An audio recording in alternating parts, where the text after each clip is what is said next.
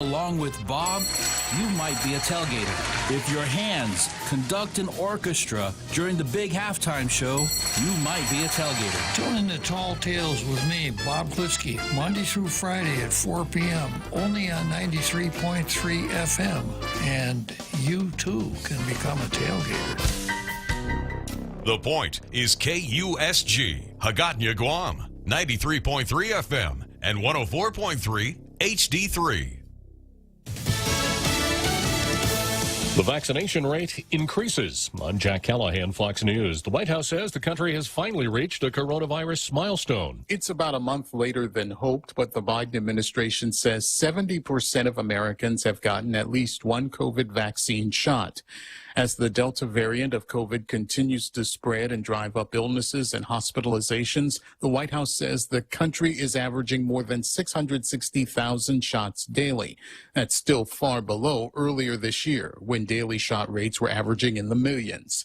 Many cities and states have turned to requiring workers on the payroll to get vaccinated or undergo weekly testing. Fox's Gernal Scott. The surge in the Delta variant prompting mandatory vaccinations for most federal workers and new masking mandates in several states. But White House Press Secretary Jen Psaki says we've been clear we're not going back to the shutdowns of March of 2020. We're not going back to the economy shutting down. We've made too much progress. Too many people are vaccinated. There's been too much progress on the economic front. South Carolina Senator Lindsey Graham says he's quarantining after testing positive for the coronavirus, despite being fully vaccinated against it. Two more members of the Washington, D.C. police force who responded to the Capitol riot died last month by their own hands. The department confirming that Officer Gunther Hashida was found dead in his home last week, and it's now known that Officer Kyle Freytag's death on July 10th was also suicide. D.C. Police Chief Robert Conti asking for more resources to help troubled officers. Certainly we're not unable to prevent everything that happens, but I believe that we have a responsibility for our officers who sacrifice so much of themselves and their families to go out to protect the citizens of the District of Columbia. The least we can do is make sure that their mental health and well-being is cared for. America is listening to Fox News.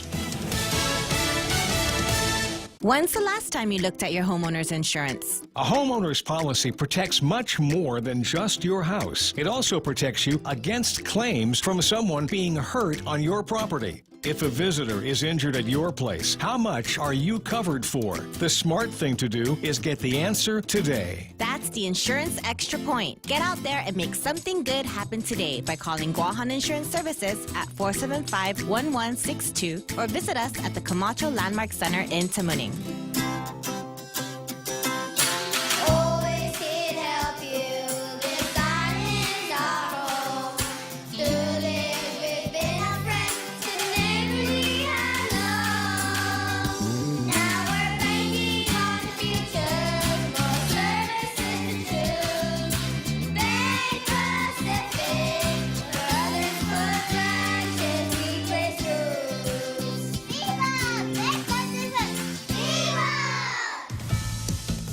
Plenty of angry travelers after one airline canceled hundreds of flights over the weekend. Spirit Airlines says it's working around the clock to accommodate passengers dealing with travel disruptions at several of its hubs over the weekend. The Airline Pilots Association and Spirit tell Fox reports of a pilot strike are not true. A Spirit representative says the cancellations and delays are due to a series of weather and operational challenges, explaining in part, quote, we needed to make proactive cancellations to some flights across the network, but the majority of flights are still scheduled as planned. We understand how frustrating it is for our guests when plans change unexpectedly, and we're working to find solutions. We ask guests to actively monitor their emails and flight status before heading to the airport. Fox's Matt Finn. New numbers suggest that unaccompanied minors detained at the U.S. southern border in July were likely the most ever in a single month. The administration continues to send migrants seeking asylum into the interior of the country. Texas Lieutenant Governor Dan Patrick telling Fox's The Ingram Angle. Americans all over this country ought to be damn angry what's happening to their country. Total invasion. And people in every state are going to die through a combination of people coming in illegally with COVID, with the fentanyl drugs that are setting an all-time record, and the criminals that are crossing the border. The Justice Department is suing the state of Texas over its new policy to detain potentially infected migrants and return them to the border. A devastating fire in Philadelphia started in one home, spread to 4 others late Monday, leaving 2 people dead. Monique Young says she heard her neighbors pleading for help. I still hear the scream, like the screaming that I hear is like it's not going to go away for a couple of days. Firefighters found the bodies of 2 people and at least 2 others were hurt. The cause of that fire in Philadelphia still under investigation. I'm Jack Callahan. This is Fox News. Mescla, read all about it. Check out Mescla Chamorro Fusion Bistro in Tucumán for lunch. Serving up some savory seafood specials such as spicy garlic shrimp, candied salmon, or better yet, the local favorite, snapper or shrimp escabeche. Available only during lunch hours. Make sure to come down and try these tasty specials and more. Call 969-2652 for more info or to make a reservation. Located at the Grand Plaza Hotel in Tucumán, Mescla Chamorro Fusion Bistro. A true taste of Guam. Diving and seeing our coral reef full of life. I really love hiking the trails. I really love going to the beach. The sunsets are amazing. Your island needs you. Help preserve what makes our island home. Stop those who threaten our wildlife, plants, and environment. Install the free Toka app and report poaching, littering, burning, and other environmental crimes. Call 864-TOKA or install the free Toka app today. This public service announcement is brought to you by the Department of Agriculture, UOGC Grant, and Choice Broadcasting. Pastrami is back at Subway. Pepper-crusted beef layered with crispy pickles, mustard, and melted provolone cheese. Nothing comes close to the pleasure of sinking your teeth into that chewy, juicy, well-seasoned pastrami. It's happiness in a sub. Head down to the nearest Subway restaurant and satisfy your craving for the deli perfection that is pastrami. Subway. Eat fresh. Pastrami sub is available to all Subway locations on Guam and Saipan, including NCS, for a limited time only. Welcome to Tall Tales with Bob Klitzkie, the only show on talk radio where common sense is a lot more common. Phone lines are now open at 888-TALK. That's 888-8255. And now, The Point proudly brings you Tall Tales with Senator Bob Klitzkie. A well-regulated militia being necessary to the security of a free state, the right of the people to keep and bear arms shall not be infringed. What a great way to start a day after you've been gone for 3 whole days, Jose. Glad to see you made it through. Here I am, big as life, twice as ugly. So, a little trouble here with my Facebook. Okay, so let's start right out with Zemi Ikotny.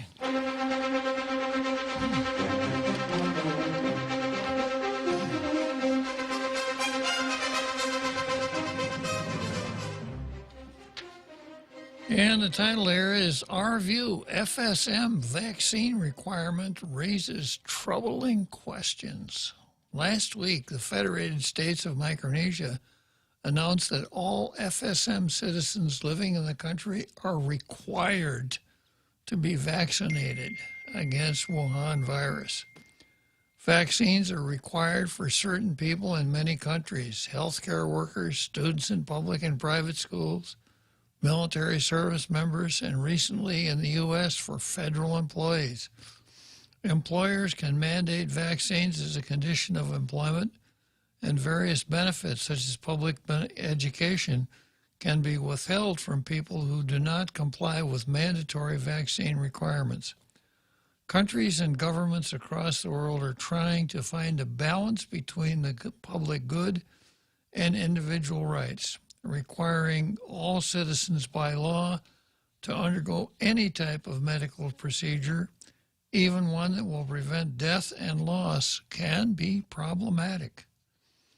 This right is spelled out in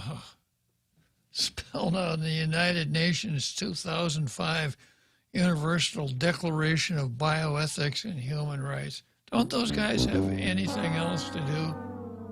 Gosh.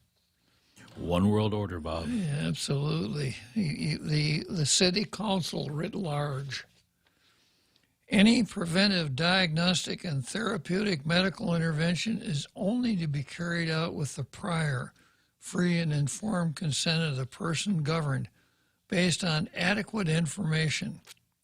The consent should, where appropriate, be expressed and be withdrawn by the person concerned at any time and for any reason without advantage or prejudice.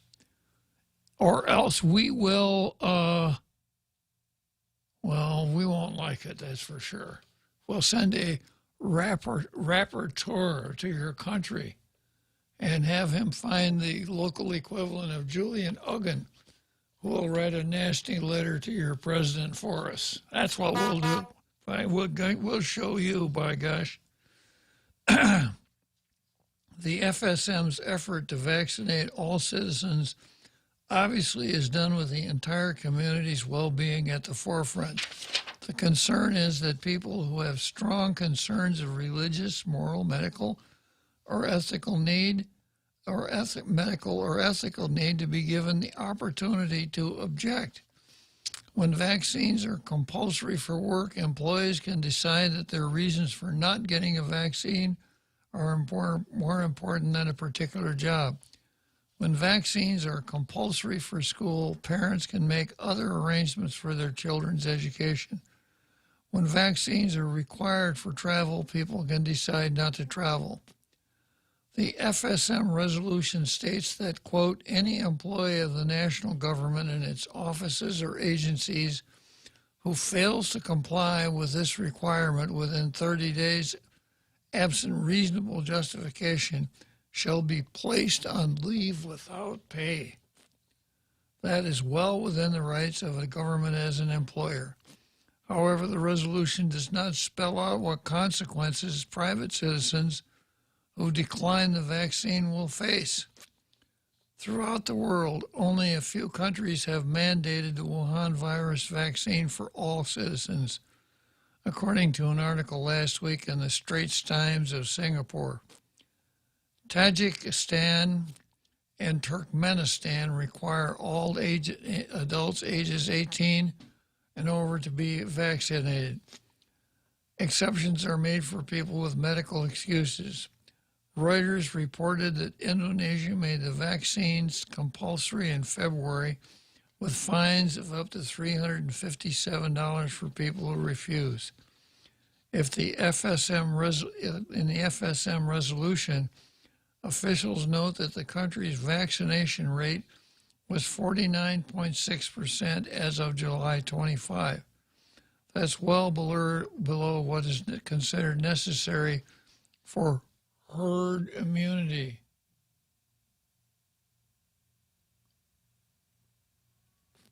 Let's try it again. That's well below what's considered necessary for herd immunity. There we go. Got to get out of the barn. Yeah. The government would benefit by ramping up education so that its citizens understand why the vaccine is beneficial to individuals and families and the community as a whole. Well, that's an interesting point. And of course, anybody who talks about mandatory vaccinations, etc., sooner or later comes back to Jacobson versus Massachusetts, a 1905 case, which is still apparently the leading case in involuntary vaccination. And in that case, the state of Massachusetts in 1905 had a law that everybody had to be vaccinated or get fined. And the fine was, as I recall, $5, which doesn't sound like much now, but in 1905, it was probably a couple of days pay. And Mr. Jacobson went all the way to the Supreme Court, and the Supreme Court said, yep, in the area of public health like this, states have great powers.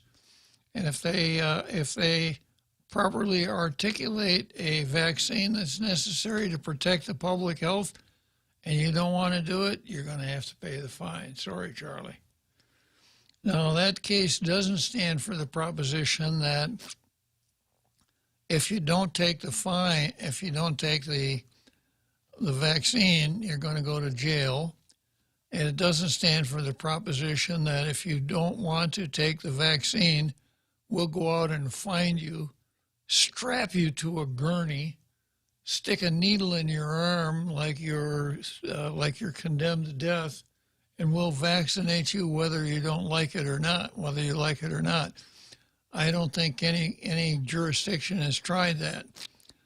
But I do think that probably the weight of the law favors the coercive force of the state being used to coerce people to take the vaccine.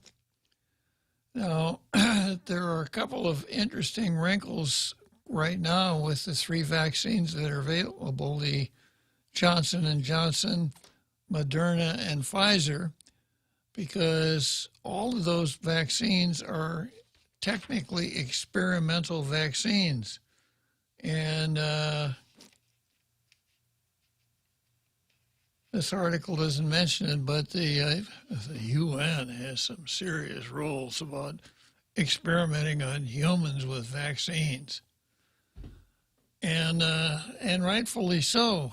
So if the vaccine is still experimental, and the reason I say it's still experimental, because ordinarily before a vaccine is fielded to the general public, there are controlled tests done on humans. And maybe you take 5,000 humans, 2,500 of them get the vaccine, 2,500 of them get the placebo. Accurate records are developed to determine effectiveness of the vaccine, side effects, bad effects, etc. So when that's all over, then the FDA can say, or the Centers for Disease Control can say, yeah, this vaccine is effective and it's not dangerous. So you please go ahead and take it. We haven't done that. Either we haven't done it or we're conducting the largest human experiment in the history of vaccines. That's what I was going to say. It's actually ongoing. Yeah. Congratulations, people. We're doing it, but it's a huge experiment.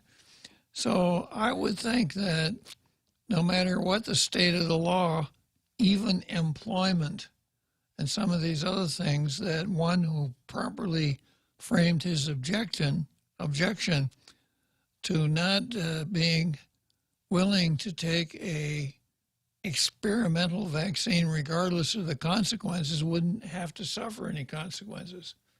I'm surprised that we haven't read about this, that one of these places that say it's a condition of employment, somebody comes along and say, well, if this vaccine had been through the human test and passed, I'd take it, but I ain't taking it now. I'm not taking a risk. And I don't think you have the ability to fire me because, under the due process clause, no person shall be deprived of his life, liberty, or property without due process of law. So when you start forcing somebody to take a vaccine that he doesn't want to take, arguably that impacts on his liberty interest. He's not free to go about without someone sticking a needle in his arm.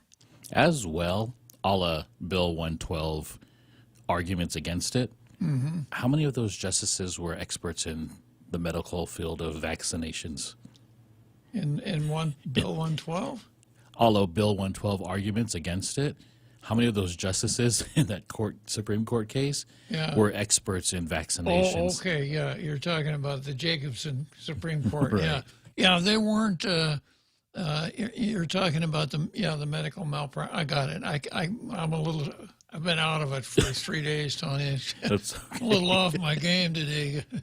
Bear with me here. Yeah. You got it. Yeah. So that Jacobson court, I'll bet you none of those 9 justices were experts in immunology. So what business do they have in ruling on Mr. Jacobson's case, right? Good point, Tony. All right, let's see what the Post is working with today. A ticking clock. I'll bet you there are kids running around nowadays that have never heard a ticking clock. Or when someone says, the clock is ticking right now. What does that mean? What does that mean, Dad? A ticking clock. Yeah. The sound of a ticking clock is almost vanished into the darkness of our memories.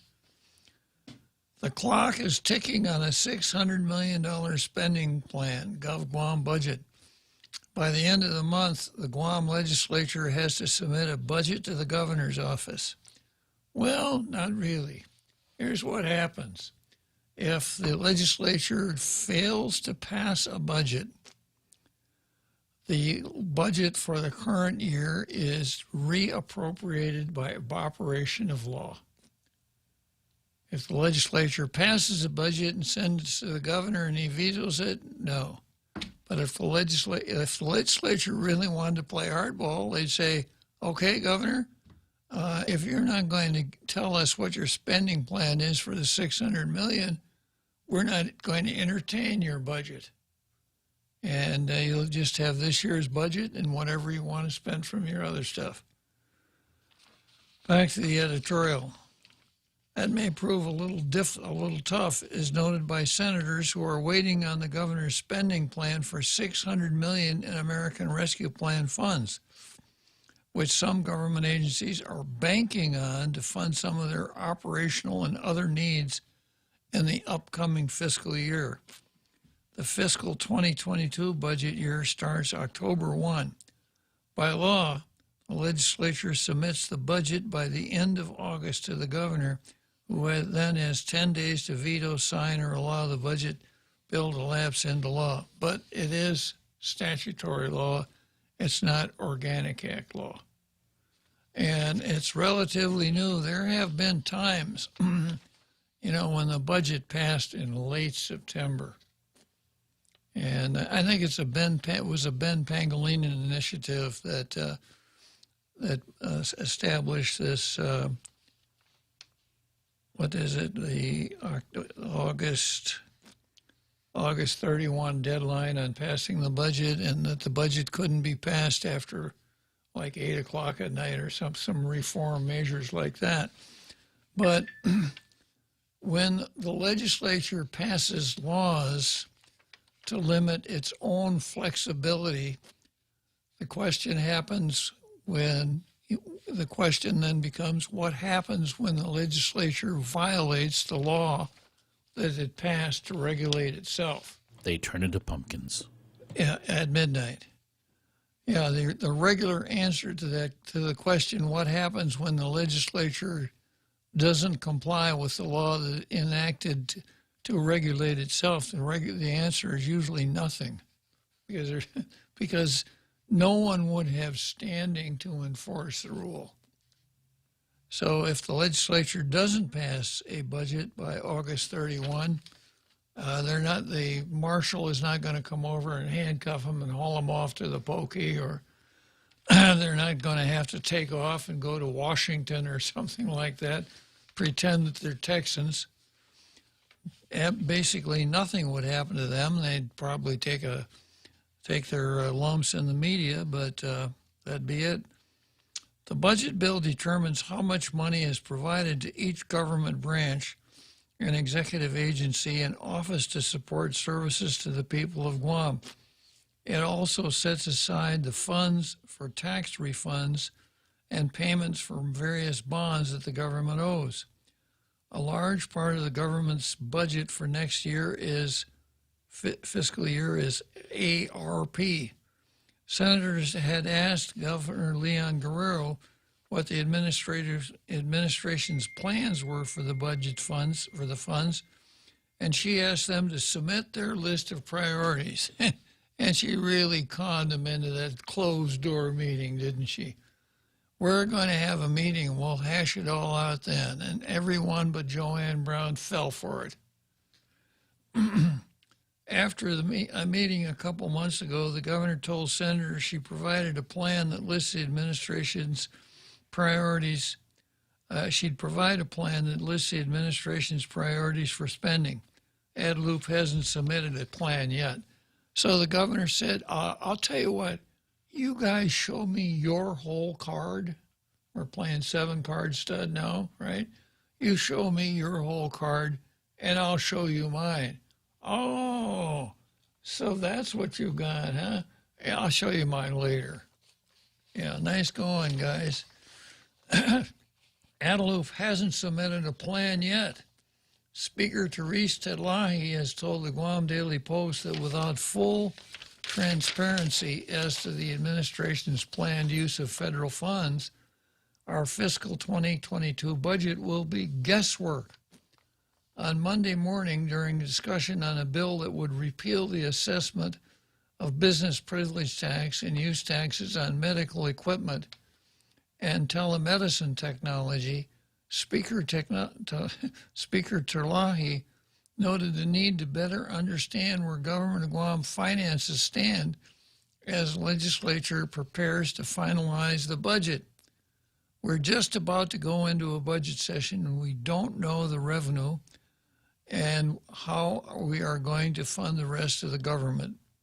We have just not hashed that out, she said. In fact, in the last June Consolidated Revenue and Expenditure Report, which is the report that shows our collections levels, business privilege tax was tracking $24 million below what was expected. So the governor is not being forthcoming here. She's playing hide the ball. So she's going to allow the legislature to pass whatever they want, and then she'll have $600 million that under the tenets of Wong versus Kamina, she can spend any doggone way she wants to. So she has really euchred the legislature out of their normal position. And I just want to spend a minute here on this bill. I think it's Bill 7 that would repeal the assessment of business privilege tax and use tax on medical equipment and telemedicine technology. That sounds good on its face, right? If we were dealing with a sales tax, I'd say, yeah, fine, let's do that. But we're dealing with a gross receipts tax. So let's say that let's say we're talking crutches. And let's say a good pair of adjustable metal crutches costs $100. Well, if a merchant sells a pair of those crutches for $100, he'll have to pay a $5 use tax by the 20th of the month after he sold those crutches. That's the gross receipts tax, the business privilege tax. If the tax were not there, if that tax were canceled, he wouldn't have to pay the $5 the following month. Would that change the price of those crutches? Probably not. So this is a nice deal for the folks that sell medical equipment and telemedicine technology, but it's not going to help the people, the buyers, if that's what you're after, senators. It's not going to help the buyers. The only way the buyers would be helped is if the competition is so tough in the medical equipment and telemedicine technology business that a seller would see an advantage in dropping his price when the gross receipts tax is eliminated. So instead of selling his crutches for $100 a piece, he says, I don't have to pay gross receipts on those turkeys anymore. Everybody else is selling for $100. I'll sell mine for $95. I'll sell more crutches than they do. I'll make a bigger profit than I would if I stuck with $100. Back to the budget. Part of the puzzle is a scarcity of information on the impact of the lack of federal programs like the Pandemic Unemployment Act will have on the government's collections. In addition to helping local residents, PUA has also contributed to local tax collections. And with an economy that's still sluggish from the pandemic, it's not clear how the governor's revenues will look in the coming fiscal year. We have families in need, industries to recover, and we need the information now to ensure we take care of these needs, Speaker Titlahi has said. Meanwhile, various agencies, including the Department of Public Health and Social Services, as well as GMH have decreased their reliance on local funds, saying federal funds, including ARP, will be utilized.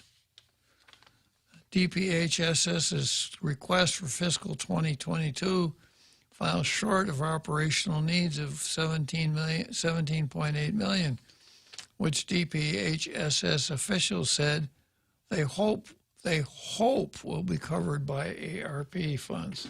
That's a great way to budget. Well, we hope it's going to work.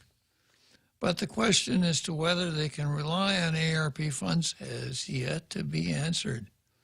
The governor said she's waiting on the final guidance from the federal government.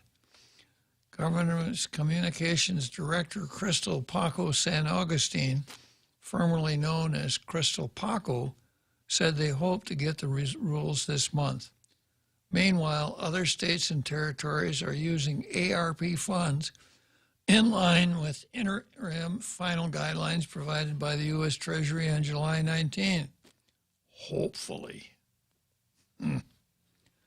The administration and the legislature come together in time to finalize a budget that meets the needs of a community still reeling from lost jobs and soon to feel the brunt of the pandemic-slammed economy without the buffer of federal help to thousands of residents and businesses.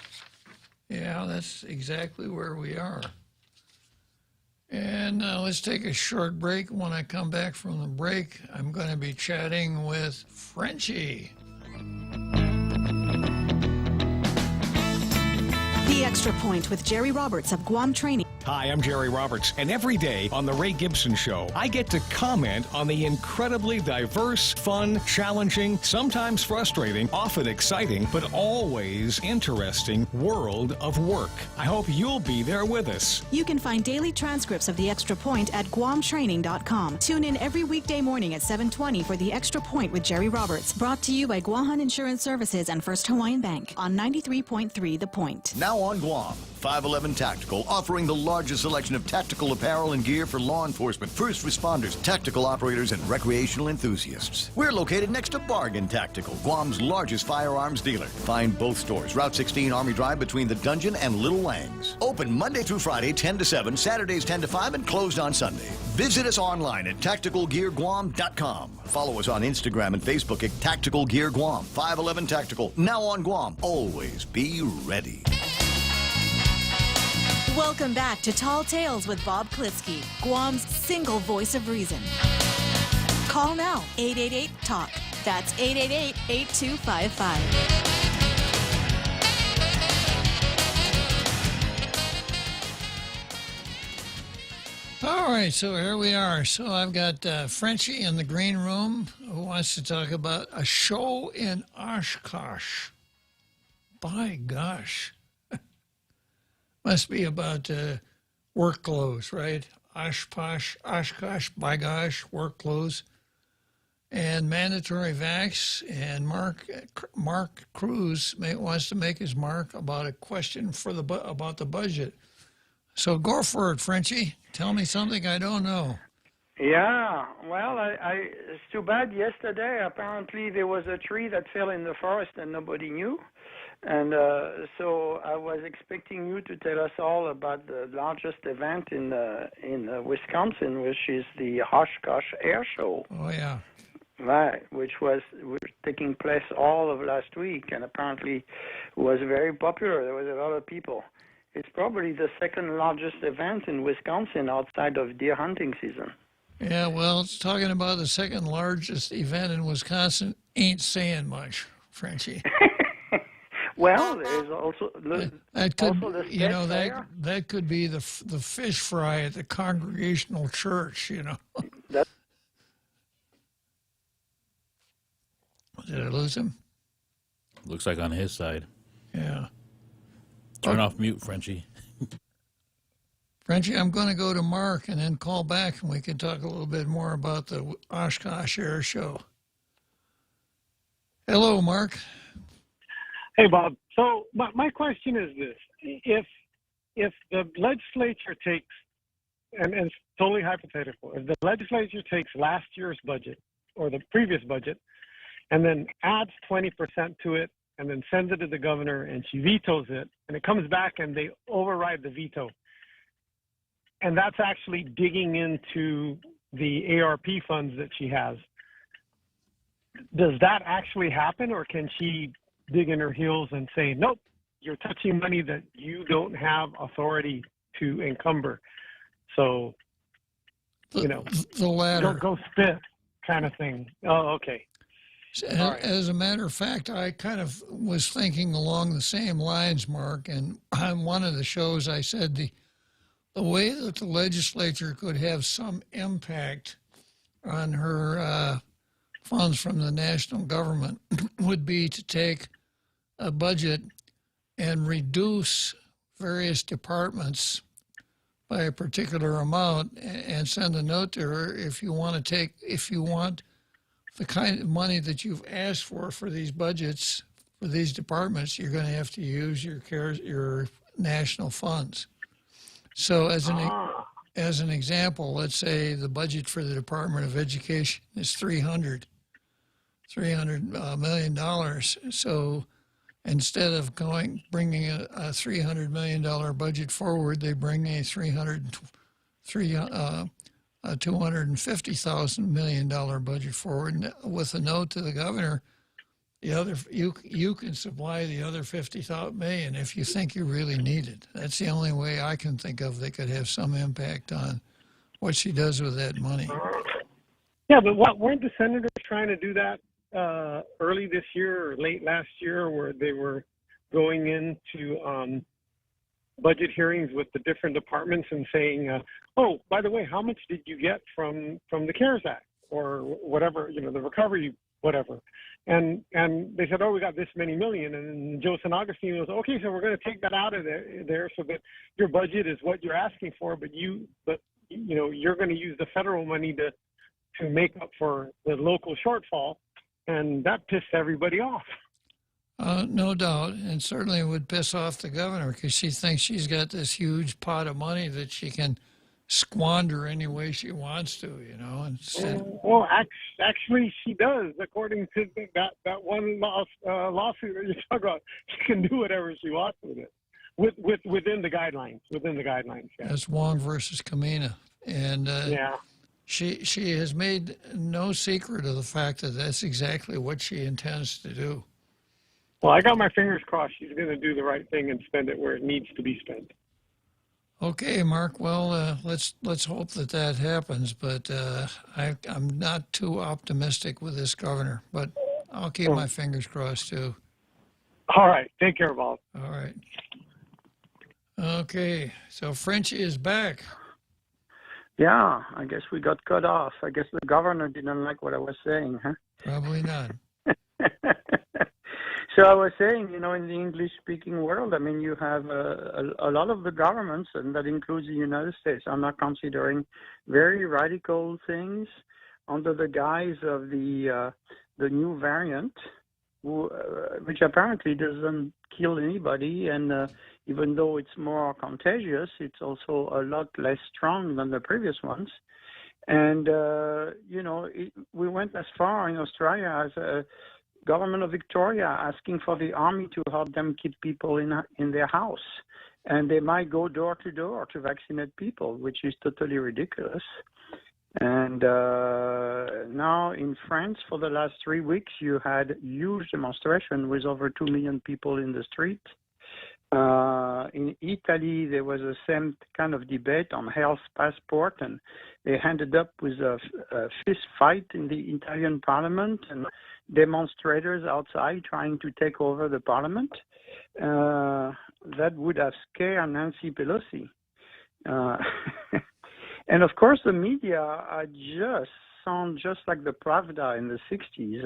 It's just amazing, and it makes you think, why should we do what only two countries in the world, Pakistan and Azerbaijan, have requested from their citizens? They are not known for being very democratic countries. And it sounds like it's more and more about population control rather than medical emergency. And medical emergency is becoming an excuse to reduce everybody's civil rights. So, and you see it in almost daily in the newspaper, some boilerplate from Washington Post and all those things that basically want to create two types of citizens, the one that are vaccinated and the one that are not, and blame everything, even though we saw, what's the name of the senator from South Carolina who has been fully vaccinated and he's got COVID. So it's not a panacea, it's not 100% efficiency, and so, it's kind of scary to watch that we are slowly giving away all our rights under the Constitution for what? That's a big question, because medically they are not telling us anything. Well, the whole thing about sacrificing your freedom for those who would sacrifice their freedom for safety ordinarily wind up with neither, right? I think that was a Benjamin Franklin. That's correct, yeah, Benjamin Franklin was right. It sounds like it's nothing new. You always have a small tyrant, budding tyrant, wanting to impose their narrow point of view on the general population. But it sounds like people in Europe are really waking up, and it could get ugly. France already has 3 major hospitals that are being occupied by demonstrators, and they were encouraged to come in by the medical personnel, and they want to do all kind of things with the school children and everything, and parents are beside themselves, and I think there's going to be a huge pushback. It's all the deplorables, like Mrs. Clinton called the people she didn't like, and it sounds like the deplorable are getting fed up, and we might see a lot of unusual things in the next few months. Yeah, I think that's a very strong possibility, Jose, Frenchie. Yeah, that's okay. Jose probably agrees. He does. I concur. He concurs. Without the accent. Right. Well, not everybody can have a beautiful accent, All right, you guys. Well, thank you for giving me the time, and you have a very good afternoon. Always a pleasure talking to you, Frenchie. Thanks for calling. Okay, so on the waiting in the green room, not so patiently, is none other than Another Joe. Good afternoon, Another Joe. Hey, Uncle Bob. We missed you yesterday. We were worried that someone did something with you. Yeah, well, and things like that could happen, I don't want to go into specifics, but I've got to keep an eye out on my surroundings at all times. Celebrities should, right, Uncle Bob. So before I forget, speaking of beautiful, I don't know who, some people will probably think is beautiful accents. The Catholic Pro-Life Committee would like to speak with the man with a French accent. The lady to contact would be Sharon O'Malley. They would really like to get into contact with Frenchie, either by phone or email. Just thought I'd bring that up before I forget. But the reason I called up about is, the FSM, they're getting the lion's share of their money from the U.S. Congress. So they're getting their cues of what they can and can't do from the Democrat majority. So if anyone from the FSM, anyone doesn't like the way that the FSM is treating their citizens, they need to take that up with our Congress. Wouldn't that be fair to say? Well, I guess, yeah. And then the other thing I called about was regarding the, I'm starting to get for stage right here. It was the vaccination. The other one was $600 million to be spent. I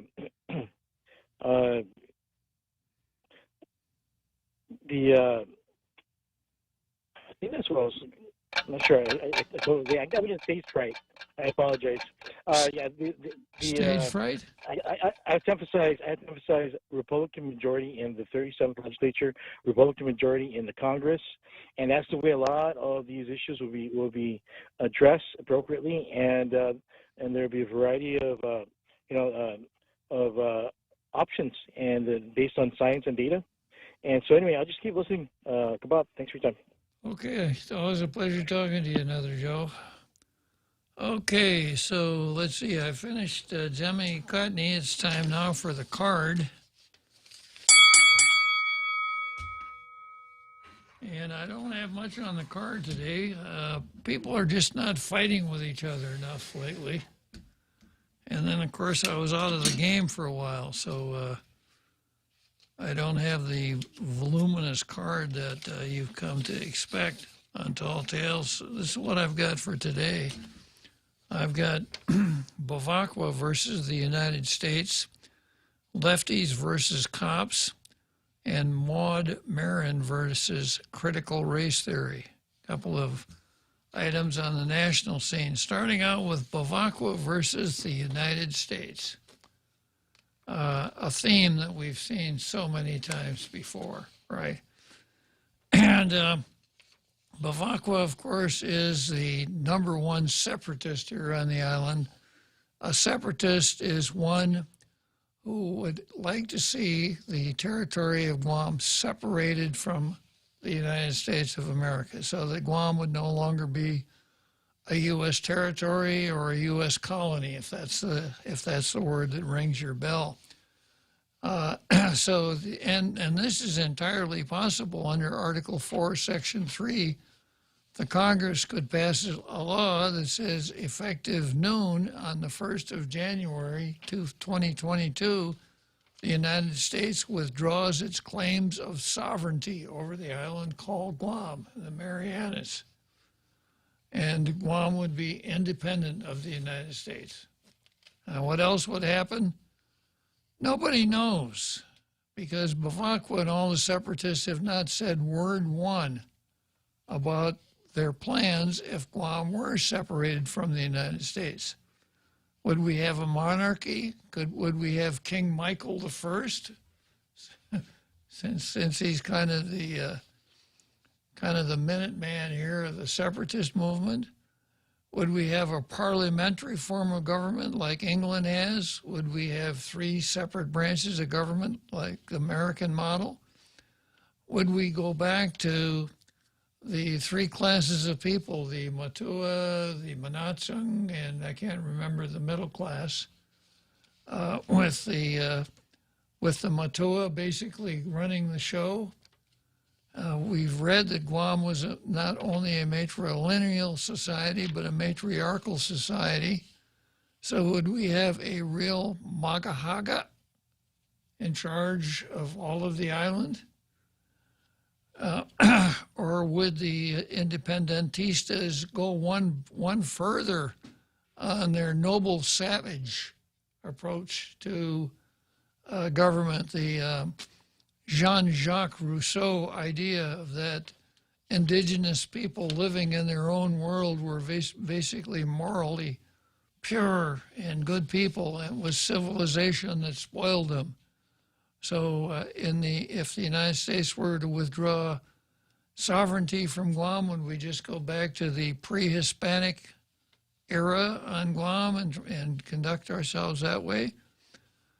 And then, of course, those of us who are not Chamorro, which is most of the people on the island, are wondering what would happen if Guam were independent and it became the Chamocracy that the separatists obviously have in mind, a government of Chamorro, by Chamorros, of Chamorros, for Chamorros. What would happen to the non-Chamorros? Pack them up and send them off? Whatever. But Bavakwa is the #1 separatist, and almost every week he writes about why things are as bad as they are on Guam for Chamorros, usually using the standard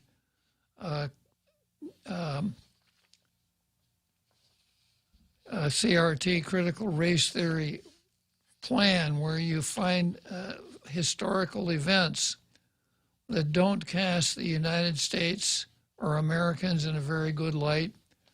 You make the most of it, you amplify it maybe, and you repeat it, and you get people to understand that even though it happened a long time ago, it's still happening today.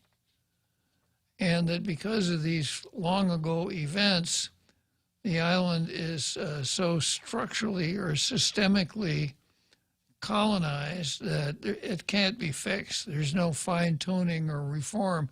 You just got to have a new system. And for the separatists, the new systems, of course, would be an independent Guahan.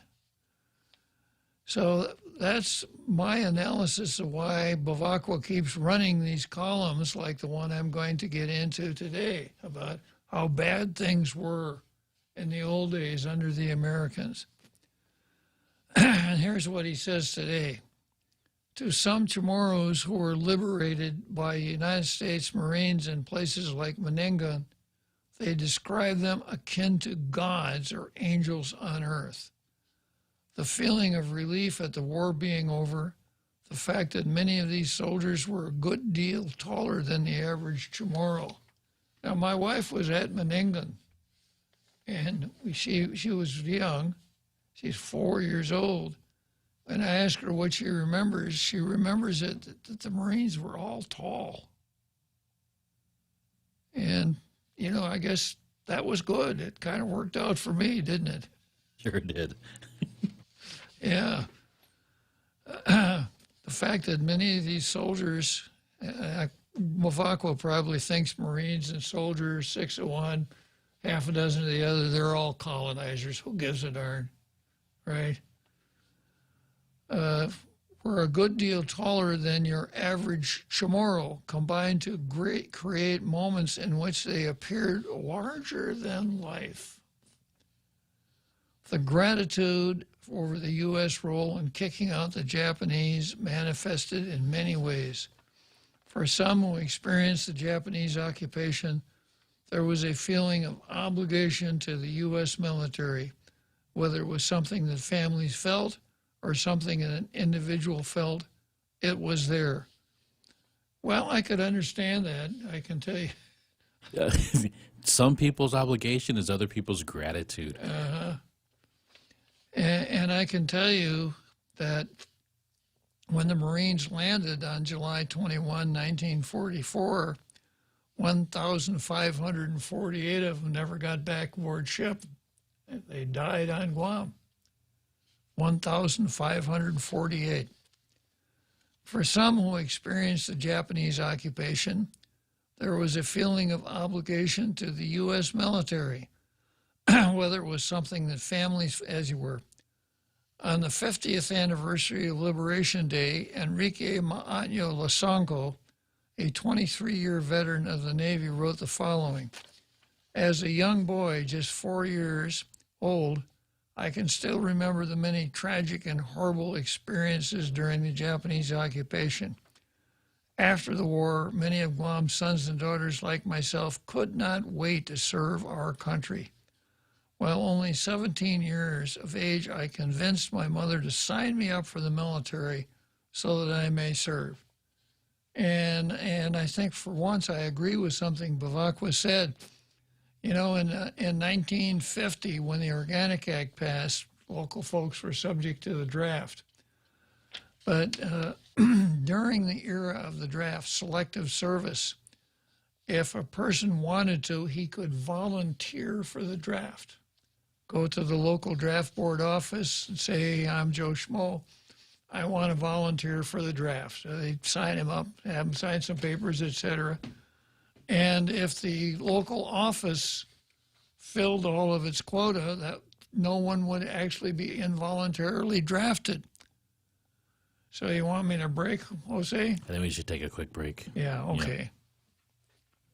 Top End Pest Control is who you call for all your pest control needs. Got a problem with roaches, ants, spiders, rodents, fleas, ticks, termites? No problem. They do it all. Top End Pest Control is a service-disabled, veteran-owned small business and HubZone certified. Serving Guam since 2012. Call them today for a quote, 487-5657, or email topendpest@gmail.com. Check them out on Facebook at Top End Pest Control and give them a like. Top End Pest Control for all your pest control needs. Circle Circle K brings you the G-Dog. Get ready for a succulent and flavorful street hot dogs made famous in New York City. These dogs are made with 100% all beef and cooked in a delicious blend of spices for a plump, juicy hot dog experience that's bursting with flavor. Visit your nearest participating Circle K and dig in on the best hot dog experience on island. The G-Dog, served from 9 a.m. to 7 p.m. Available at Aniqua, Dededo, and Ocean Vista Circle K locations only. Circle K, hey, take it easy.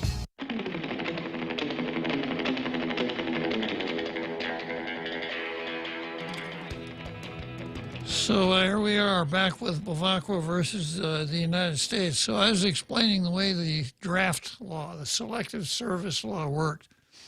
So a young man could volunteer for the draft, and if he were qualified and were inducted into the Army or Navy or Marine Corps sometimes, the local draft board fulfilled its quota, then no one would be involuntarily drafted. In my understanding, I don't have any research on this, but my understanding is that happened an awful lot here on Guam. And I've asked around a little bit, why was it that young Chamorros wanted to join the Army? And the answer that I got was that, pre-World War II, Chamorros were primarily limited to cooks and messmen and stewards, and they wanted to be soldiers and get into combat and fight and stuff like that. So the Army looked pretty attractive to a lot of young men. So a lot of young Chamorros enlisted in the Army and still do enlist in the Army, and go off to foreign shores and bring their wives back with them. So going on here with Mr. Lasongo, Bavacqua said, I've heard similar sentiments from other war survivors over the years and sometimes from their children and grandchildren. Their decisions to serve were sometimes directly influenced by the traumatic experiences of the Japanese occupation. Military service, expressions of patriotism are common nowadays, but have not always been. Chamorros as a community didn't feel a strong sense of patriotism to the U.S. prior to the war. There were certain individuals who expressed it, and the language of fawning patriotism was sometimes used by pre-war political leaders. But as a people, a strong feeling of attachment to the U.S. didn't exist yet. And even signing up to join the military prior to the war wasn't something that was seen as particularly laudable. Young men joined the military in the early 20th century in the same way that young men were seen to leave the island as whalers in the 19th century. They joined to get away from the island, their families, have more freedom, and evade their responsibilities. How about they had a spirit of adventure? Maybe that, huh? You know, there was a time, I think that time has passed now, but certainly when I was young, there was a couple of theories, young eagles should roost far from home. Young men should go out into the world and seek their fortunes. Horace Greeley, go west, young man, go west. But only if you feel like it. Yeah. An autobiographical experience. I remember my own World War II days. Remember my dad listening to the radio every time he got a chance to get more war news. And even little kids like I was born in even little kids my age lived that war. We knew about the war. We knew about the Germans and the Japanese, who we referred to with a less proper word. And I remember one time telling my dad that, when I grow up, I'm going to join the Army and I'm going to fight the Japanese and the Germans. And my dad said, Bobby, by the time you grow up, the war will be over. And I thought, well, my dad really is clueless. Because for somebody my age, there had always been the war. Always. born in 1938. The war started in 1941. You know, your mom and dad would be talking about ration books and gas rationing and the latest war news and blackouts and all that sort of thing. So let me come back to Michael Bavacqua right after the big halftime show that we've been looking for.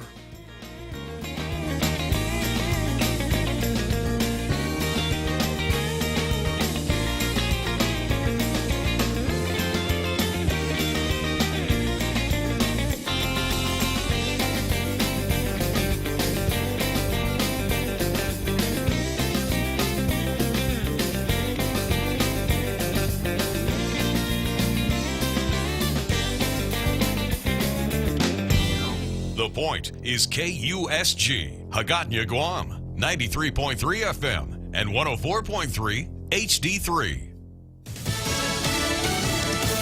Vaccinations picking up again. I'm Jack Callahan, Fox News. COVID-19 response coordinator Jeff Zients telling a White House briefing on Monday. Just today, we hit 70% of adults with at least one shot, including 90% of seniors with at least one shot. Having already mandated vaccinations for most federal employees, the White House is now moving to expand the mandate to contractors who do business with the government. New York's Governor Andrew Cuomo suggesting that businesses in his state limit access to those who've been inoculated. I am asking them and suggesting to them go to vaccine-only admission. Fox's Laura Engel. Some businesses are already asking customers and employees to pony up the proof that they've been vaccinated in an attempt to stop the spread of COVID. The mayor of New York City also making a plea to the public to get vaccinated on Monday. If everyone was vaccinated, COVID would exist, but it would do very little harm in the scheme of things. Governor Cuomo also announcing a vaccine mandate for employees of the state's MTA and Port Authority, saying transportation workers either must be vaccinated by Labor Day or face weekly COVID testing. Several businesses, including McDonald's and Target, have told their employees nationwide they'll have to wear masks at work again, even if they've been vaccinated. Home Depot requiring masks on its employees and asking customers to wear them. New records are being set at the U.S. southern border. DHS sources tell us Border Patrol stations have been 585% over capacity in the McAllen area and that mass releases are now underway. Border Patrol buses arrive every 30 minutes to drop off hundreds of migrants at Catholic Charities of the Rio Grande Valley. The charity then walked migrants across the street to McAllen Central Station, where they are given bus tickets to travel elsewhere. Fox's Bill Maloogian. America is listening to Fox News.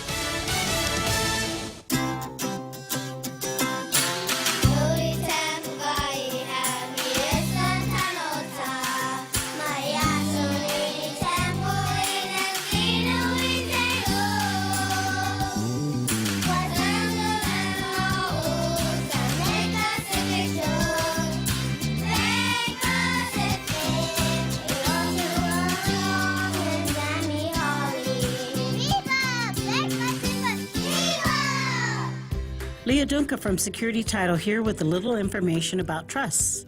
A trust is a legal entity capable of owning property. It can protect property from issues such as lawsuits or divorce and can be used to distribute property and avoid probate. Many trusts start as revocable but become irrevocable when the initial trustees die. Work with your estate planning attorney to see if a trust is a good fit for your family property. Call the professionals at Security Title. We are here to help. Planning to travel overseas? The Centers for Disease Control suggesting you reconsider. The CDC's latest color-coded map puts most of the world at a high or very high risk for COVID-19. The level 4 or very high risk category urges Americans to avoid travel to 70 destinations now, including the UK and Ireland, the US and British Virgin Islands, Greece and Spain, and Iran, which just hit a new pandemic high in daily COVID cases. There are 60 destinations in the level 3 or high risk category. The CDC's advisory for them is to only go if you're fully vaccinated and avoid non-essential travel if you're not vaccinated. Mexico and Canada are on that list, along with a number of European countries, including France and Italy, plus Puerto Rico, the Bahamas, Israel, India, and Japan, where the Olympics continue. Lisa Brady, Fox News. South Carolina Senator Lindsey Graham, who's been fully vaccinated, says he has tested positive for the virus. Some of his Senate colleagues who'd been in close proximity with him are now being tested. Senator Graham will likely miss a vote expected later this week on the $1.2 trillion infrastructure bill. The White House says the bipartisan deal is just the first step, with a proposed $3.5 trillion package following close behind. That would be approved as a Budget Reconciliation Act, meaning it could be passed without Republican support. There will be no new trial for the man convicted of the 2018 murder of Iowa college student Molly Tibbetts. The ruling clears the way for Christian Bahena Rivera to be sentenced on August 30th. The former farmhand and illegal immigrant was convicted in May of first-degree murder in Tibbetts' death. He faces life in prison. Tibbetts' body was found in a cornfield weeks after she disappeared while out for a run near her small hometown. During his trial, Rivera claimed publicly for the first time 2 masked men kidnapped him at gunpoint from his trailer, forced him to drive to where Tibbetts was running, killed her, put her body in his trunk, and made him dispose of it. I'm Jack Callahan. This is Fox News. Starting August 1st, pandemic unemployment assistance claimants must start searching for work to remain eligible for PUA benefits. 3 work searches a week are required. Work searches include registering on HireGuam.com, meeting with employers, submitting resumes and applications, and attending job fairs. Only a few are exempt from the work search requirement. This includes those working reduced hours, those in training programs, and self-employed individuals. Remember, PUA ends September the 4th. Now is the time. Let's rebuild our workforce. For more information, go to dol.guam.gov. Need to finish the job or start one the right way? Get the right stuff at East West Rental Center. You can switch to easy mode using industrial strength equipment. With years of experience helping builders, East West Rental gives you exactly what you need. Tools for landscaping, concrete, lifts, trucks, tables, tents, chairs, water blasters, excavators, forklifts, air compressors, and more. Call East West Rental Center at 646-1463 or visit them in Upper Dumont. Open Monday to Saturday from 7 to 5, Sundays 8 to 5. Hey, big news! Now you can listen to The Point on radio.com. And radio.com gives you so much more. Local news stations give you what's going on in your community. Get national news from CBS, CNN, or Fox News Radio. Take a break with one of the hundreds of music, sports, and talk stations. Love podcasts? Radio.com has thousands of true crime, comedy, kids and family podcasts, and more. Listen anytime, anywhere. On your PC, smart speakers, and a variety of connected devices. Or download the Radio.com app now from the App Store or Google Play.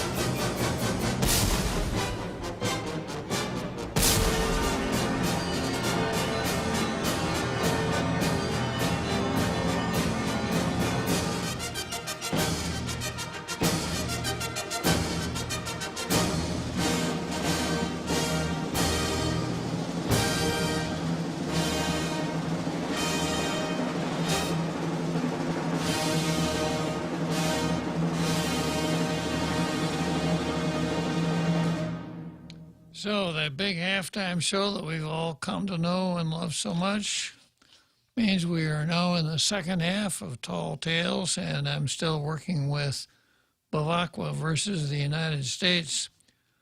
He was talking about patriotism and Chamorros and the liberation of the island from the Japanese. And I'll go back to Sinyot Lasanko. In Sinyot Lasanko's statement, he notes that he and many other men and women joined up to serve, quote, our country. Prior to the war, Chamorros didn't use the our to refer to America. And when they did, it was usually qualified with exaggerated labels like our mother country. And then he of course, has to get the commercial in here, right? Remember what I told you at the beginning of this about the critical race theory method that Bavakwa uses? So he talks about the war and about why people are patriotic and why they joined the army, etc. And then he's got to get the separatist message in here by saying the political gap between Chamorros and the U.S. was reinforced by the overall racism and paternalism of the time, which continues down to today, is what he wants you to remember, right? So Bavacqua is, you know, he was a university professor, then he went to work for Kelly Marsh, Kelly Marsh, tight to know, and now he's over running the museum. So it's kind of like a couple of the folks here on Facebook pointed out, if he really wants to be a separatist, why is he working for the colonizers' government? This government was established by an act of Congress, the Organic Act. So if you really want to be a separatist, is it the right thing to do to be working for the colonizers' government, in a sense perpetuating the colonizers' ends? Maybe, maybe not. But he has to always get his critical race theory messages in his columns that he writes nearly every week. He goes on to say the suffering and sacrifices of Chamorros in the Japanese occupation changed this, and the new willingness to serve in the U.S. military gave your average Chamorro a new sense of belonging within the United States.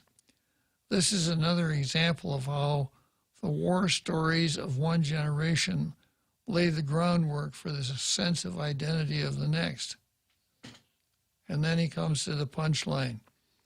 But it's important not to overly romanticize this change. I don't see it happening in this article. No. But, you know, I think that if Bavacqua ever left the museum, he could go to work for the U.S. Weather Bureau. He has this incredible talent for finding a dark cloud for every silver lining. Yeah, it's important not to overly romanticize this change. The thousands of Chamorros also entered the U.S. military as a result of being drafted, despite the fact that their island is a territory and they had no vote for the commander-of-chief of their military. I think commander-in-chief of the military. Well, I got a tip for you here, Michael.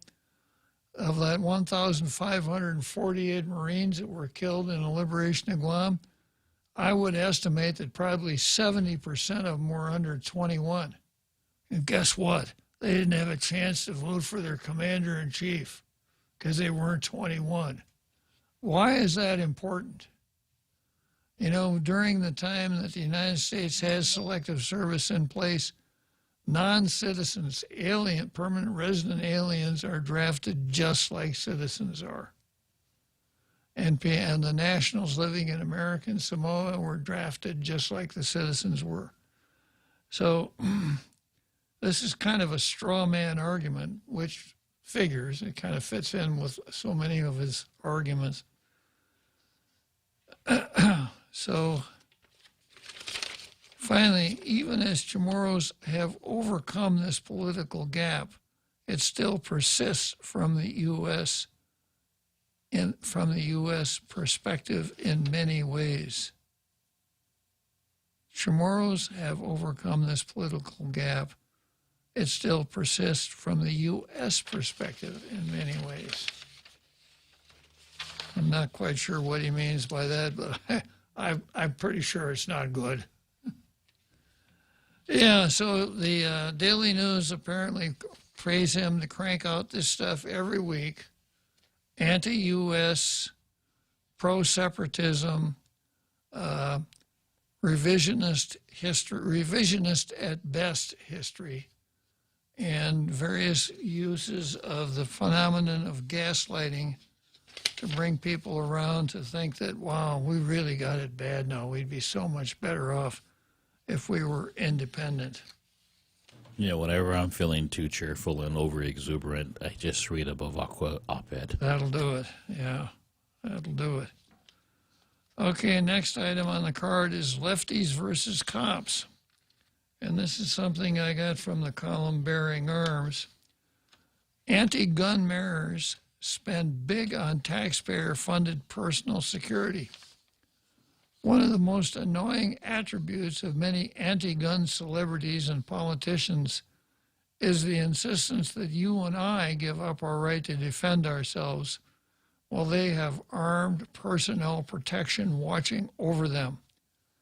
If you can afford armed security, or if you can just use taxpayer dollars, you can be protected with a gun.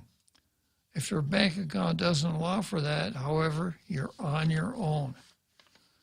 This isn't a new phenomenon by any means, but thanks to a new report from Forbes, we have a much better idea of just how much money is being spent to protect mayors who don't want residents to be able to protect themselves. Forbes' examination is based on mayors who approved defunding police and not specifically politicians who promote gun control. But despite the contradiction between defunding law enforcement and wanting more gun control laws, it turns out that many of the mayors who've embraced smaller budgets for police departments while availing themselves of security details are also fully on board with new restrictions on the right to keep and bear arms. Let's start with Chicago. The city spent $17.3 million between 2015 and 2020 to guard unnamed city officials. Thus, as Mayor Lori Lightfoot said, she's opposed to defunding police. We found 400 police officers' positions were quietly cut during 2020. Security detail costs peaked in 2020, up $700,000 over 5 years. $2.7 million spent on 16 officers in 2015, $2.9 million for 16 officers in 2016, $2.7 million for 20 officers 2017, $2.8 million for 16 officers in 2018, $2.8 million for 17 officers 2019, and $3.4 million for 22 officers in 2020. 400 fewer police officers in Chicago, while the size of Lightfoot's security detail increased by more than 20%. Meanwhile, Chicago residents who'd like to obtain concealed carry licenses are forced to wait for months on end for the Illinois State Police to process their applications. San Francisco. The city spent $12.4 million between 2015 and 2020 to protect the mayor, London Breed. That's her name, London Breed. It's not some sort of rare dog. The London breed that likes to live under bridges or something like that, right? That's her name. That is, San Francisco officials promised to divest $120 million from police over 2 years and reallocate the money into health programs and workforce training. The mayor's police security detail costs spiked to nearly $1 million over the past 5 years.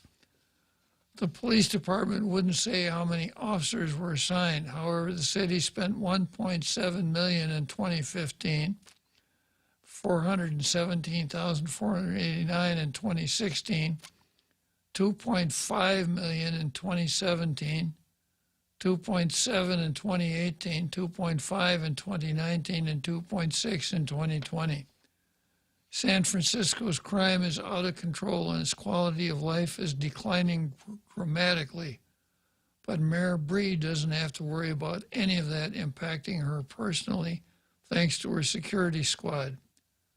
Of course, since San Francisco County has only issued a handful of carry permits, residents most certainly do have to deal with the results of Breed's failing public safety strategy, which helps to explain why the city is losing population. New York. The city slashed $1 billion from its $6 billion police budget in 2021.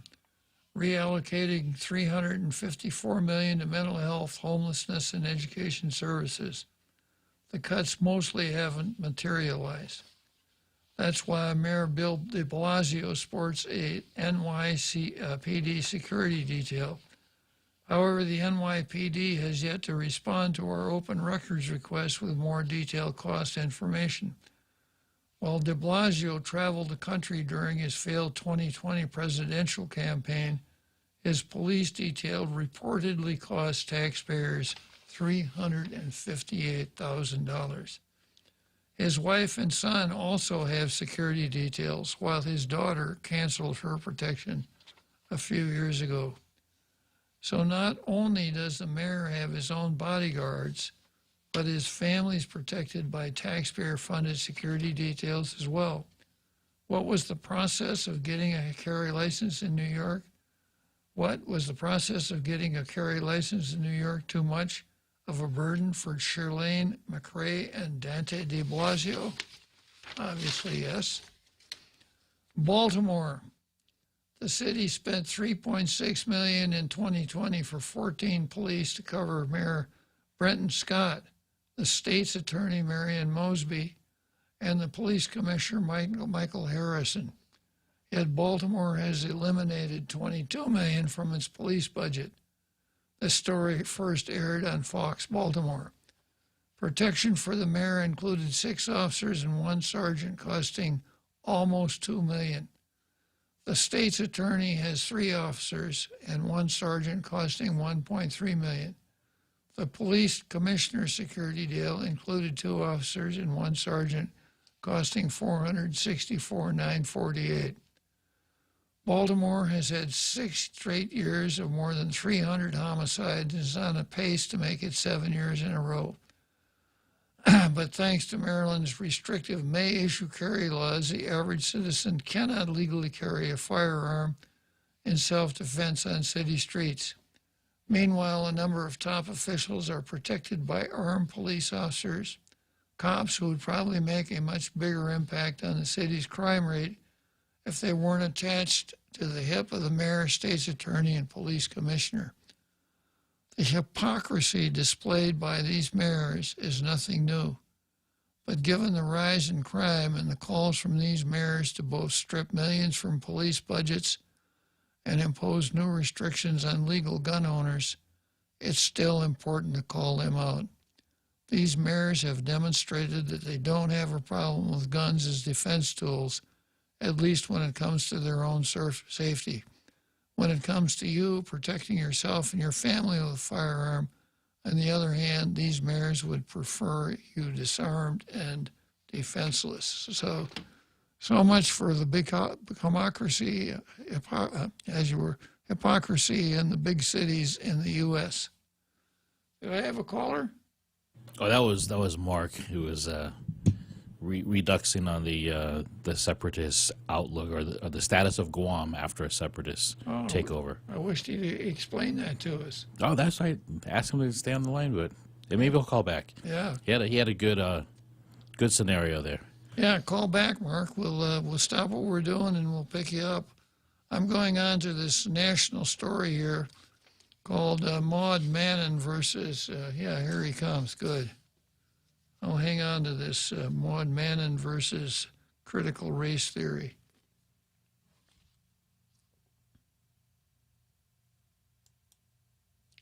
Is it, Mark? Yeah. Tell us more. Tell us more, Mark. Okay, so governments are held in place by the threat of violence or are changed by the act of violence. So normally it's done with firearms. And I was thinking in the back of my head that the crew from the Point Pandemic Pew Pew would be a good candidate for the taking over of Guam. And they would then install King Ray and Crown Prince Rico, and those two would have to run the island. Yeah, I could see the merit in it, yeah. And in a sense, it couldn't be a whole lot worse than what we got right now. We already have. Oh, okay. I'm not going to touch that one with a 10-foot pole. But then again, you would be the minister of justice is basically Seems right. Yeah. Yep, seems about right. Yeah, that's my tongue-in-cheek version of what's going to happen when Congress grants us independence. Well, good thinking, and thanks for contributing again, Mark. Take care. Bye. So long. Okay, so going on to Maud Mannon versus critical race theory. And this is an article that I got from, this is a Jonathan Turley column. So before I get into Jonathan Turley's column, let's do the seventh inning stretch and then we'll come back to Turley. The Extra Point with Jerry Roberts of Guam Training. Hi, I'm Jerry Roberts, and every day on The Ray Gibson Show, I get to comment on the incredibly diverse, fun, challenging, sometimes frustrating, often exciting, but always interesting world of work. I hope you'll be there with us. You can find daily transcripts of The Extra Point at GuamTraining.com. Tune in every weekday morning at 7:20 for The Extra Point with Jerry Roberts, brought to you by Guahan Insurance Services and First Hawaiian Bank on 93.3 The Point. Hafaday, this is Congressman St. Nicholas. Your congressional office would like to remind you that pandemic unemployment assistance is set to expire on September 6th of this year. We encourage the people of Guam to seek out active employment as much as possible, as jobs continue to remain limited, and we want to prevent hardship for our people at the conclusion of the PUA program. Thank you, and si tu'os ma'ase. This ad was paid for with official funds from the office of Congressman Michael F.Q. San Nicolas.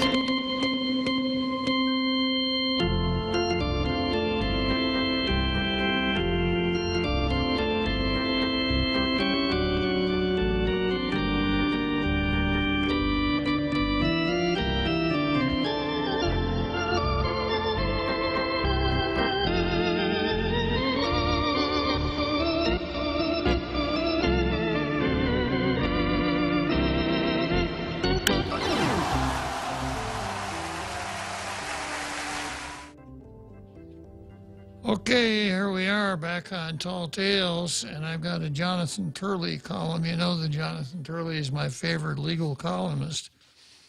And the title of this one, Lawyer Sues Legal Aid Society for Discrimination After Being Attacked for Her Criticism of Critical Race Theory.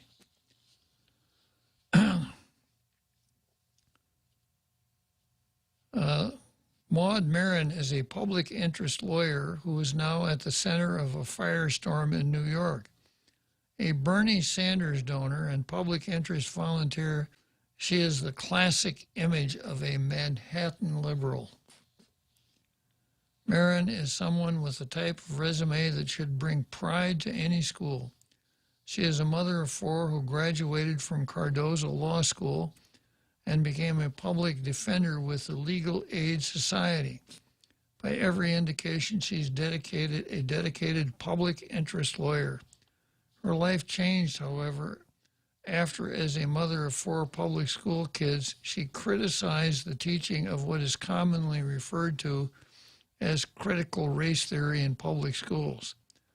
That led to her colleagues labeling her a racist and demanding her removal. What else? Of course. She has now filed a lawsuit that claims that she was effectively forced out of her job by fellow lawyers and the union. In an interview with Barry Weiss, who was kind of forced out of the New York Times, if you remember, Marin said her life became a nightmare when she drew the line on racial identification lessons that she saw in the public schools impacting her children. She's objecting to the rising identity politics of such lessons, as well as race shaming that she saw in some of the lessons.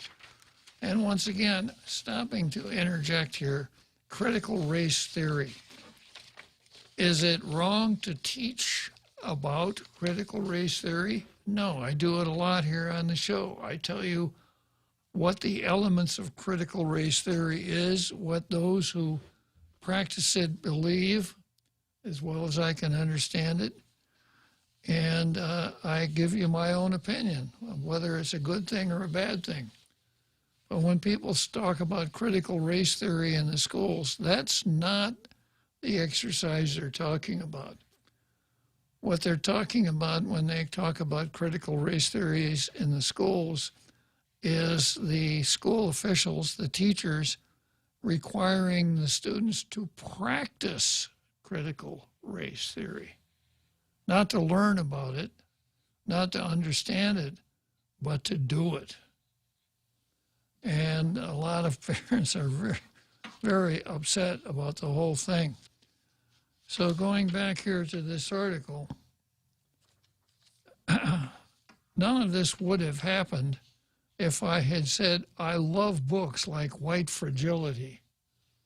White Fragility is, what's her name, Robin DiAngelo, who's made millions off this book, telling white people how to be anti-racists and to stop being what they are. And she says, and I am a fan of Bill de Blasio's proposal for changing New York public schools, and I plan to vote for Maya Wiley for mayor.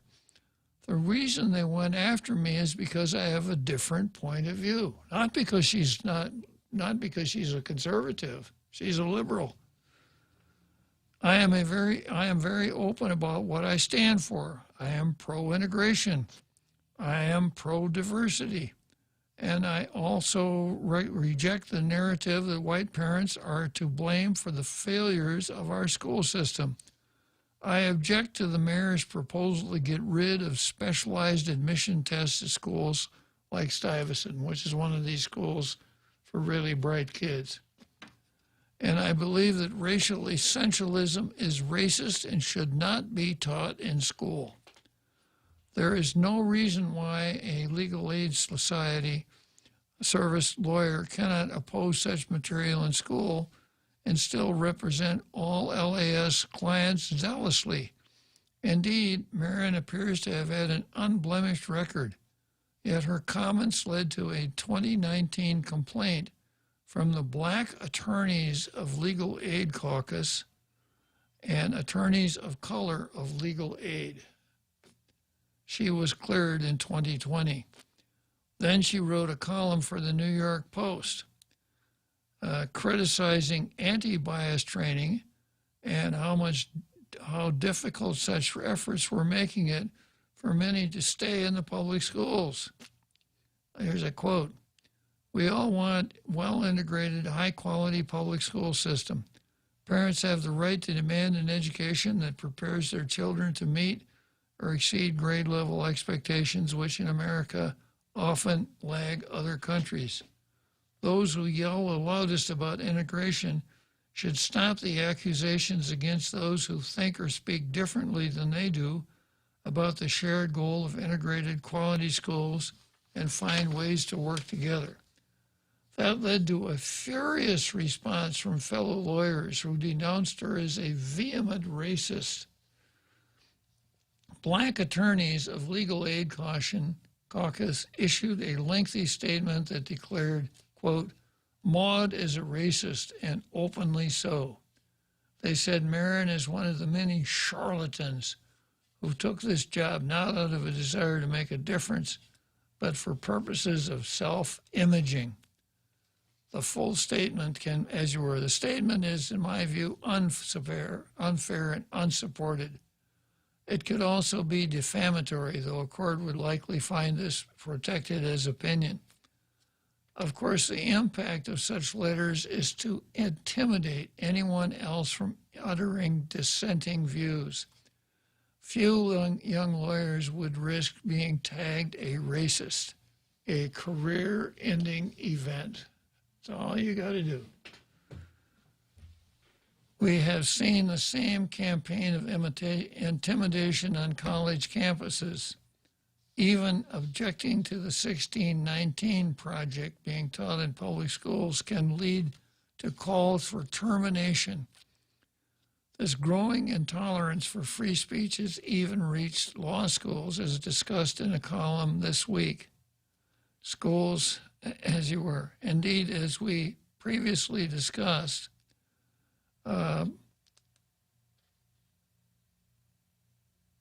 showing up for work should not require bravery, and other times editor leaves under fire for opposing views. Barry Weiss herself was a victim of such campaign at the New York Times and now writes on Substack. It did not stop there.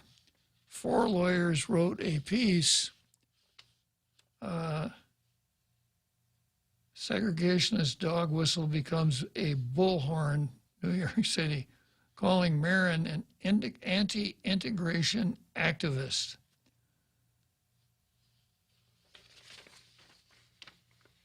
Another one went on to say these in addition to opposing school integration, Marin and her ilk unsurprisingly oppose culturally responsive education and implicit or well thought out. New York City educators describe the implicit bias training they have received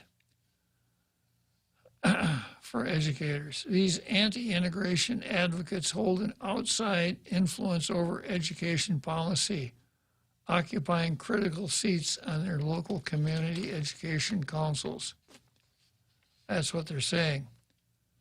Calling her a segregationist, the lawyers declare this legacy of anti-black racism and logic lives on. White mothers fought to uphold Jim Crow. They saw their moral authority derived from protecting their white children from the racial threat of integration, while people like Maud Marin seemingly couch their arguments against school integration in the thin veil of parental concern. They remain on the wrong side of history. The letter could also be the subject of a defamation action. They outright called her a racist and a segregationist. The writing again is close to the line of fact and opinion for defamation and purposes. One lawyer who was not intimidated by Marin's former supervisor, James Chabinsky, who was quoted by Weiss as saying, any suggestion that she was anything other than a top-flight lawyer at Legal Aid Society should be damn proud to have her on their staff, is a crock. Her complaint alleges hostile workplace complaints and constructive termination. The latter claim may be tough since she alleges that, quote, Ms. Marin has currently promised a return from sabbatical leave, but the Legal Aid Society has made it impossible for her to do so.